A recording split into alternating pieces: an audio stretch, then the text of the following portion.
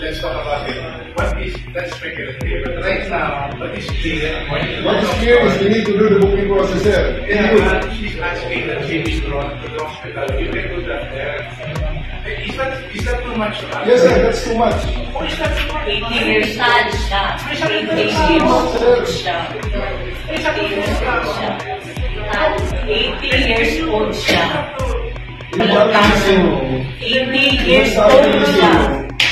Ilan sa Pilipino ang nahuli kayong araw na to? Ilan ang Anong kaso? Kaya nga, anong kaso? Gawa lang yung kaso. Sir,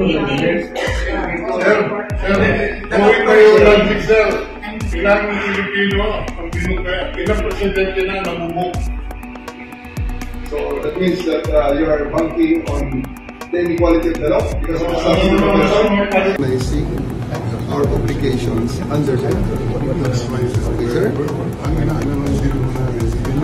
Sir, ganito. Ito na yung sinasabi ko, sir, na we can do this the hard way. We can do this easy way. The easy way, sir, is for you to choose 3 people to accompany here to the plane. May bus dyan, and you're going to the plane. Okay, sir. The hard way. What plane is this, sir? Ma'am, chartered flight. Chartered flight from? Okay. So we need The hard to way. know. The We hard need to way. know Ma'am, where ma'am, you're bringing our ma'am. president. Ma'am, the hard way. Sir, we need to know. Please give Ma'am. us information Makinig ka muna, ma'am. where you are bringing. Wala sa pay grade ko yun, ma'am. Tagalogin na natin. Sabihin nyo kung saan siya dalahin. The hard way. The hard Pagkasagot way. po kami. The hard way is for me to. Alam mo,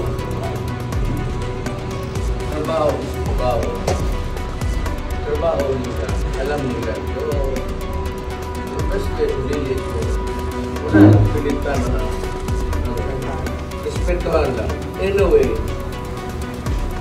kung hindi nila ako patay, at life is bigla lang.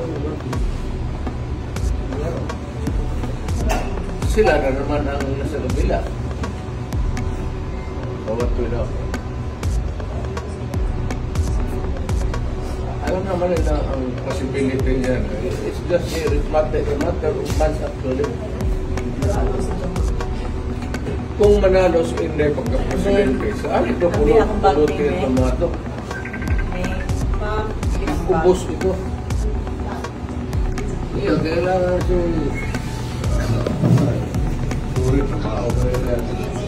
kailangan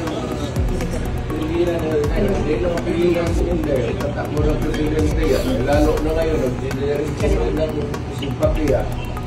Puta, yan ang plus yan. Pag ilang months na, ibang presidente na naman, saan ito pupulutin ito? Ang problema, katrabaho lang ito, happen to be ako, naiintindihan ko. Kaya, sinabi ko, this madness has to end. Ano lang kasi is, ang procedure kasi, let me be very frank with you. When you are placed under or detention, and the basis for detention. So, what is the law and what is the crime that I committed? And there's naman doon blooper, puro pagdating sa trial dyan, tatawagin kita sa witness stand.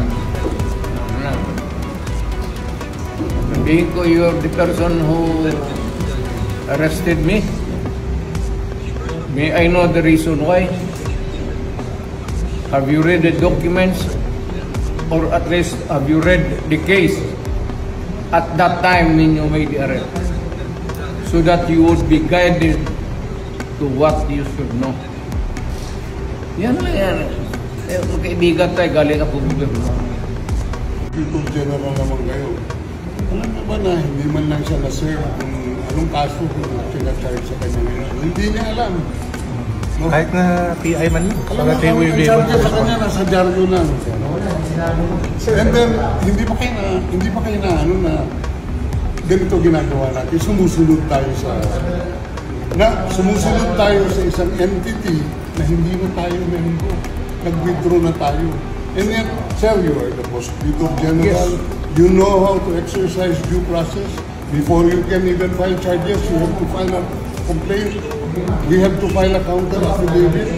Without doing those procedural process, here we are being issued a warrant of arrest, questionable warrant of arrest.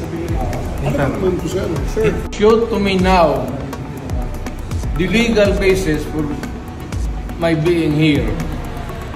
As apparently I was brought here not of my own volition. If somebody else says, kung hindi ibang tao, ikaw siguro, because this is your structure. So you have to answer now for the deprivation of liberty.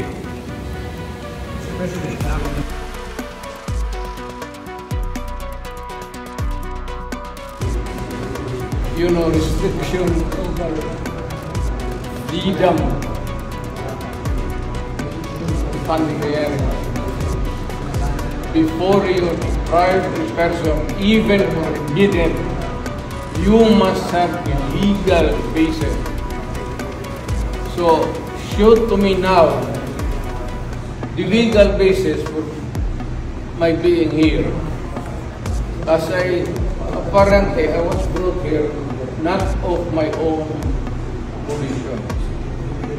If somebody else says, kung hindi ibang tao, ikaw siguro, because this is your structure. So you have to answer now for the deprivation of liberty. Mr. President.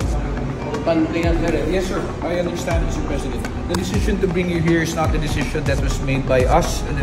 Hindi po namin decision. Opo. Yes, sir. Yes, sir.